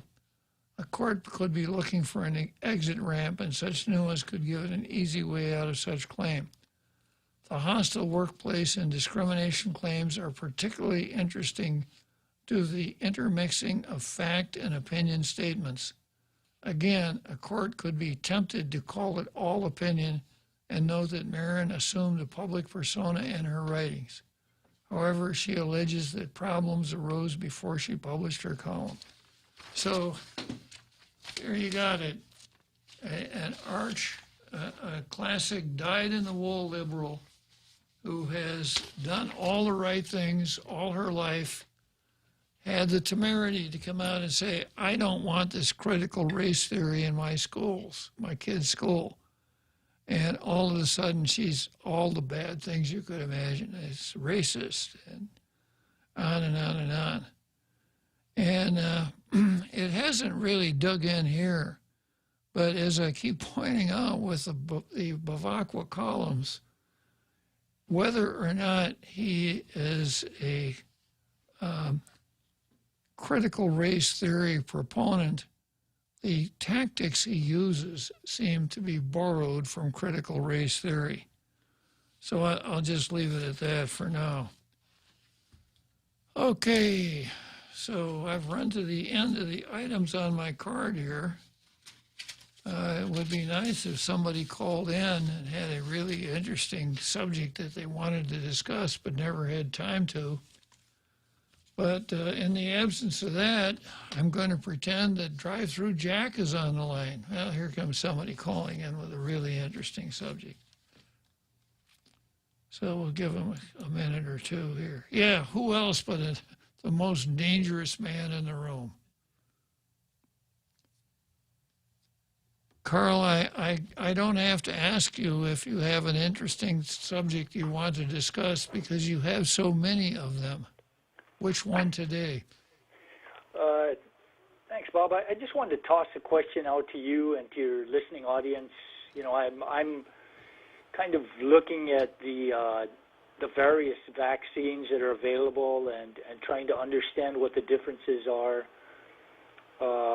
My son is off island, you know, and he's in the military, and at some point I may need to travel, so that's been in the back of my mind, you know, is that I don't want him to be in the hospital or, you know, something happen and I can't go because I don't have the vaccine. So I'm looking at my options as far as what the best option is. So far, Johnson & Johnson is looking fairly decent from among the three.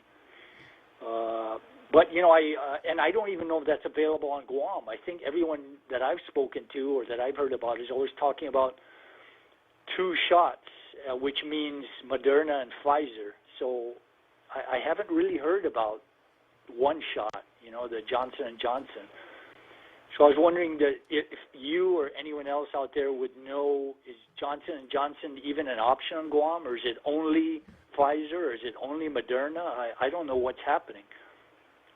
My recollection, foggy as it can be from some time, is that all 3 have been available at one time or another. Oh, okay. So I guess it depends who or which clinic is offering it, and if they've still got supplies available then.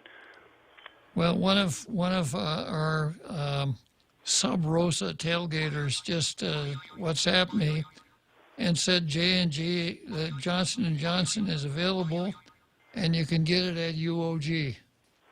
Oh, that's interesting. Uh-huh. Yeah, well, I knew if I tossed it out to the Tall Tales Truth Posse that their fertile brains, something would pop up, and wow, that was pretty quick. Uh-huh. I didn't know it was going to be that fast, but I'm impressed. Well, it is Tall Tales after all. Yeah. And anyway, that's been on my mind, and I just was looking for that feedback, and I got it. So it's been a very productive call. Thank you, and thanks to your tailgaters. Yes, sir. Okay. All right. Thanks for calling, girl. Talk to you later. And then we have a doctor on the phone. I guess I should have reserved that question for the doctor, but he wants to talk about open mic. So go for it, Ron. Hey, happy day, Senator. Happy day, Guam. Senator? Yeah, go ahead. Oh, I'm sorry. I thought I had my microphone off. Great. Yeah, I didn't know that Johnson & Johnson was offered here, but that's great. I'm here at the university now, and I'm glad that they've opened the campus so people can walk around now. That's a major improvement, and so I'm happy about that. But, you know, I was going to mention, so last week, I guess or maybe the week before, the Decolonization Commission folks put out like this press release or something. Has there been any update on the status of that, or, you know, just any other information since they came out with the press release? No, and I sent a Sunshine Law request. That's let's see, that was Monday, asking for the public record should show the call, notice, and minutes for the meeting of the political status commissioners where they approved that press release. And, right. And that should have been in my hands yesterday, but of course it wasn't. So we're going to have to see what we're going to do with that. I see.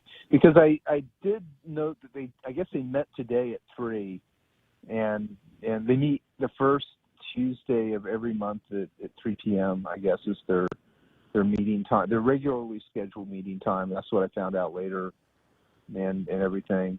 And, you know, I went through the law, and I went through the original, I guess when they first modified the law back in 1997, and it was very odd how the law was modified. Basically, it was vetoed, and then the veto was overrode, and then according to the legislative record, it was sent late to the governor for signature after, I believe, the 23rd legislature had already maybe adjourned, and so there might be something to that also.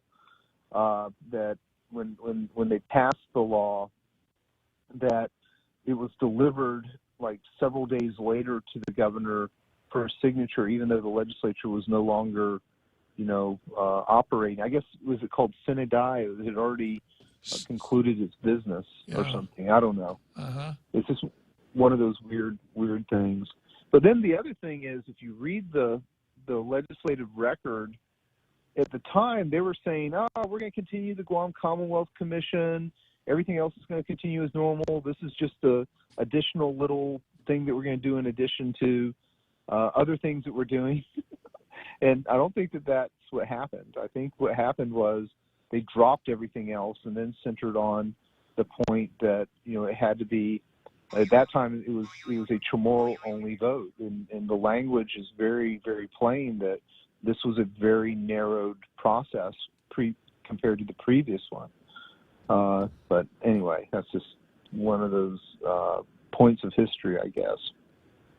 Well, my analysis, Ron, is that we have been tricked, and we've kind of been herded into this dead-end street, and there are only three street signs on the dead-end street. One of them says statehood, one of them says free association, and then the other one says independence. And of course, the only real direction out of that dead-end street is independence. So we've been herded in there, and the herders have attempted to gaslight us into thinking that commission is about decolonization, but it's not. It's only about independence. You read everything they do and everything that comes out of it, and the way it's structured, it's only about independence. Right. And, the interesting thing is early on, like, it was 1997, 98, I was asked by the Statehood Task Force to help them with doing research and surveys on the sentiment of the public and things like that. And I would go to their meetings when they would hold the general meetings, and it was almost as if people were overtly hostile to me being there. It was not a very welcoming environment when I went there. And I didn't, because I was still new to Guam at the time, I didn't quite understand why. And I'd never encountered that kind of political environment ever in a state level government before. I had never seen that kind of feeling or sentiment expressed in a public meeting setting, or people talking the way they were talking in a public meeting setting. And I was quite surprised. I was, I kind of was wondering, what's going on here? I mean, this is, and all I was doing was like basic research, basic polling on, what people think of this or that. And it had nothing outside of a very strictly empirical evaluation of just opinions of people. And it was held to great resentment that I had done this. Did you indicate strong support for the independence movement? Well, it was very, very clear that nobody at all held a view at that time, nor I believe at this time, that anybody wants anything other than either the status quo or the actual most preferred option was what was termed at the time status quo plus. Not only how can we keep things as they are, but how can we improve them and make our relations better with the federal government. There was a sentiment for that. But there certainly wasn't an anti-federal sentiment. There wasn't an anti-mainland U.S. sentiment of any numbers whatsoever outside of the very low single digits. And yet the very low single digit factor has become the dominant voice incredibly against the general voice of the general public. And the general, and by when I say the general voice of the general public, I'm talking about everybody. I'm talking about our Filipino residents. I'm talking about our Asian residents, or U.S. mainland residents, as well as our Chamorro friends and allies in our government structures. That there was a really large view. And, you know, we did a survey back in, I think it was 2011, and we only surveyed Chamorro people. And we asked only Chamorro people, should the political status questions be strictly limited to Chamorro people, or should everyone be able to express a voice? And 70% of Chamorro people said everybody should be able to have a voice on this. It was, and by the way, I respect if Chamorro people wanted a Chamorro association and express the Chamorro view, and they want to legitimately reflect what Chamorro people have to say. You know, that I have no issue with that. But what the real issue is that nobody's taken the 1950 census and made a proper roll of persons who fit this heritage group. It's all self-identification. So we have no idea if people who are claiming that they're a member of the Chamorro community, even if they're Chamorro or not, there's no telling. Because anyone can claim a Chamorro status at any point unless there's a validation system, and that validation system is that 1950 census document. If a person can, you know, Ron, on that particular point, this to me points out the evil of this system, because if you really wanted this identification system, the place to go would be South Africa, because they have a museum that shows exactly how all of these things were done during the apartheid period. So they knew exactly what the blood, everyone could prove exactly what his blood content was, because color and race were very important in South Africa. And my sense is, until somebody comes along and tells me different, that in the independent Guahan, it would be no different whatsoever. That I hypothesized on the show the other day with another Joe that maybe in the independent Guahan, we do this DNA testing, and based on the results of a person's DNA test, he'd be given an identity card. And there would be a hierarchy of cards. The highest level of card of all would, of course, be the brown card. And the card with the least amount of privileges would be the white card.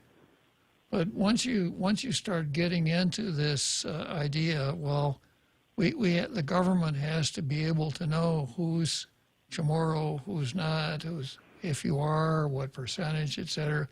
No good can come from it.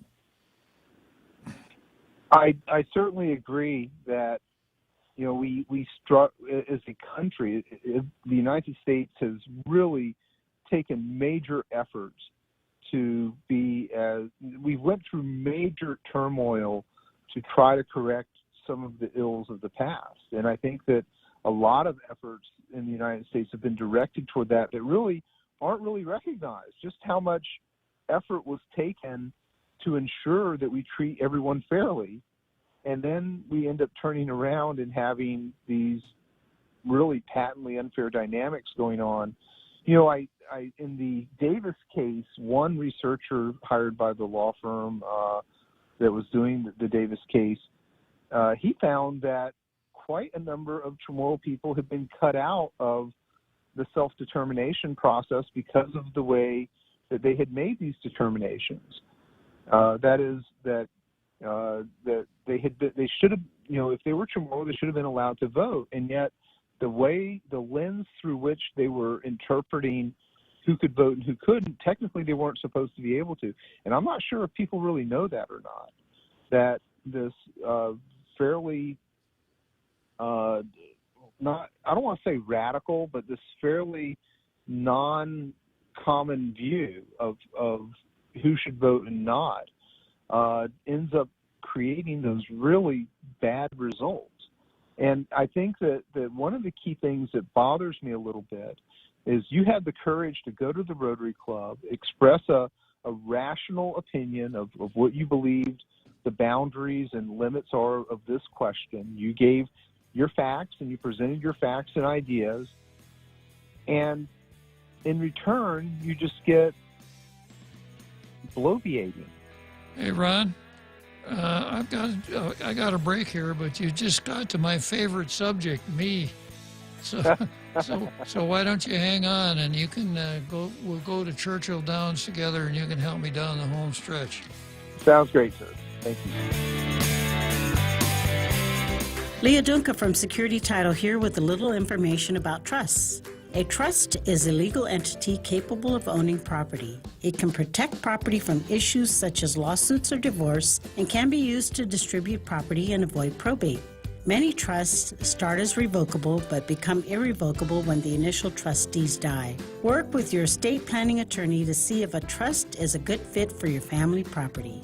Call the professionals at Security Title. We are here to help. When's the last time you looked at your homeowner's insurance? An easily overlooked part of covering our home is what's inside of it. Over time, we buy things we don't want to lose, but don't update our contents coverage. The smart thing to do is get the answers and level up our insurance to make sure we're totally protected. That's the Insurance Extra Point. Get out there and make something good happen today by calling Guahan Insurance Services at 475-1162 or visit us at the Camacho Landmark Center in Tamuning.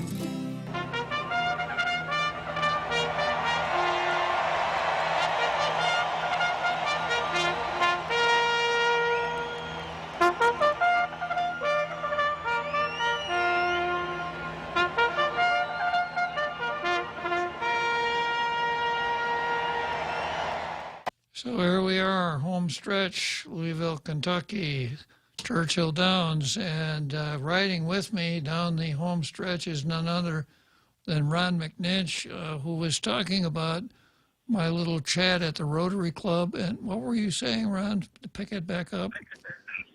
Certainly. You had points that could be demonstrated. That is, you had facts to share with the Rotary Club. And instead of arguing facts to you, the response was, I don't know any other way of putting it than just some kind of knee-jerk reaction of talking points that have been stated over and over again. And that's unfortunate. I think that having it, you're actually doing the public a service when you're talking about these things in a way that creates conversation. Because that, to me, is really, if political status is going to be really the focus, we have to have people, we have to tolerate the ability of people to have good conversations with each other over these important topics. Otherwise, it makes their importance diminish because everything then becomes a reaction, and the facts go out the window quite often when that happens, and that's unfortunate. But I think that the things you said, and I thought and I was hoping that maybe it would spur debate if somebody would debate you on them, because you have actually very good points that if somebody's got a response to them in a debate, or even not even a debate, just a discussion format, it would be very helpful. And we don't have that in our community. It's all or nothing. Either you spout the party line, or you just sit down and shut up and don't say anything. And that's not healthy. That's really not going to push these conversations forward in our community. All it's going to do is really shut them down. And shutting them down would be a real shame, because these things should be discussed. They should be, people should be able to talk about them and disagree on them. Unless you are following the critical race theory path, and that's exactly what you want to do then, is you want to not only shut down people who have the contrary view, you want to do your best to destroy them.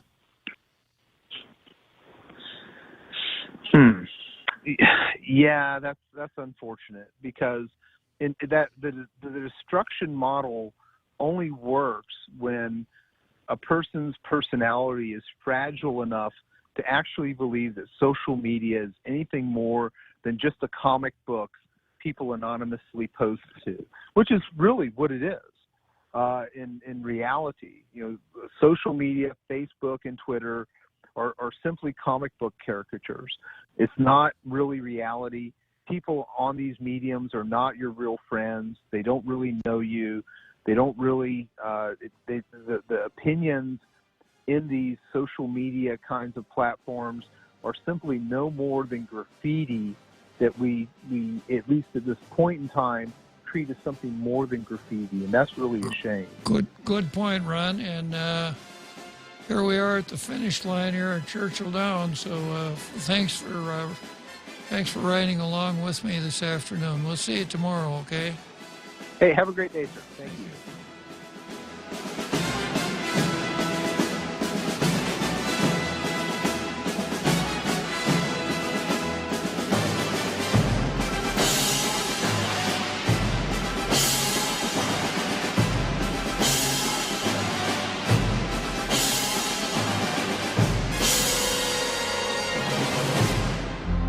The Point is KUSG, Hagåtña, Guam, 93.3 FM and 104.3 HD3. Fewer people are unvaccinated. I'm Jack Callahan, Fox News. With cases of the Delta variant of the coronavirus continuing to rise, the White House says so is the vaccination rate. White House COVID response coordinator Jeff Zients says in the 8 states with the highest case levels, there's been a 171% average increase in vaccinations. Louisiana has seen a 302% increase in the average number of newly vaccinated per day. Mississippi, 250%. Alabama, 215%. And Arkansas, 206%. This as COVID cases spike in the U.S., up 44% over the last 7 days. Hospitalizations are up 41%. It's Fox's Jessica Rosenthal. The Centers for Disease Control urging Americans to reconsider foreign travel plans. 70 countries, including Britain, Ireland, Greece, and Spain, are in the very high-risk category. 60 other countries are in the high-risk category, including much of Europe. CDC suggests Americans not travel there unless they are fully vaccinated. Some congressional Republicans have revealed new information which they say lends credence to the theory that the coronavirus leaked from a Chinese laboratory. Months before the COVID-19 pandemic spread across the world, the Wuhan National Biosafety Lab requested bids for major renovations to air safety and waste treatment systems. Those research facilities had been operational for less than 2 years. It's unclear why the Chinese government requested the projects or when or if they even initiated any work, though it is another piece of circumstantial evidence from the Republican staff on the House Foreign Affairs Committee, which lays out the most comprehensive case yet, arguing that the pandemic began in the Wuhan Institute of Virology. Fox's Rich Edson. America is listening to Fox News.